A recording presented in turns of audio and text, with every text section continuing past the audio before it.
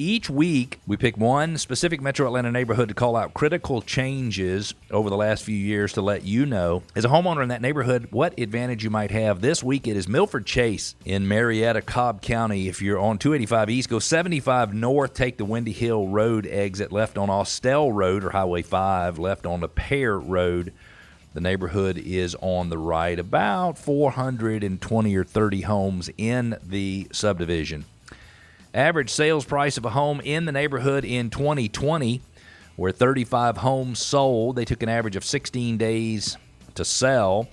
Average sales price, $262,492. They went from a low of $225,000 up to a high of $342,000. Homes sold for 100.5% of their list prices. In 2021, you had 27 homes sell. They took an average of 14 days to sell.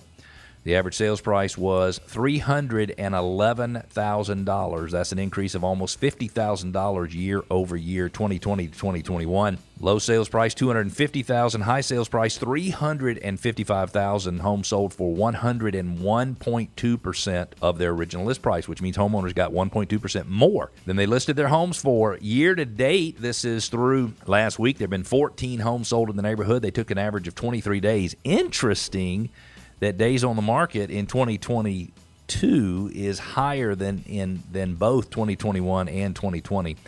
Average sales price, $387,000, which is an increase of, let's just call it $76,000 year over year. That is a big increase, $311,000 up to $387,000. They range from a low of $344,000 up to a high of $555,000. Average sales price to list price ratio, 104.1%, which means the average home in the neighborhood sold for 4.1% more than it was listed for. There are currently 5 homes available for sale. If we look at the 22 sales in the last 12 months, that means we have 2.72 months worth of inventory. For those who are interested in understanding what does months of inventory mean and how does it affect the real estate market, well, that means that based on the 22 homes that sold in the last 365 days, we know that that's 1 point whatever it is per month.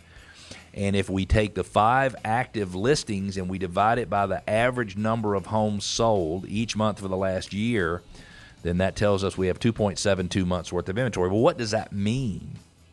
If you have less than 4 months worth of inventory, it is a seller's market. So this is kind of getting to the higher end of a seller's market, but it's still a seller's market.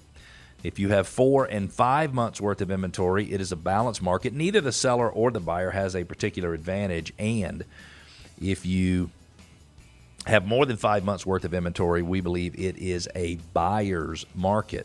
Right now, there's 2.72 months worth of inventory, which means as a seller, you should still be in a strong negotiating point. As a buyer, you also might have some opportunities to negotiate a little bit of a discount because you have 5 homes available for sale. The elementary school serving that neighborhood is Bernie. The middle school is Smitha, and the high school is Osborne High School. There are 421 homes in the neighborhood, plus or minus. If we look at the value in 2011, when they were at their low during the recession, the average home in that neighborhood sold for $114,343. This year, the average home in that neighborhood sold for $387,821, which means those 420 or 30 homeowners have increased their equity in their homes to the tune of $115.1 million. $115.1 million.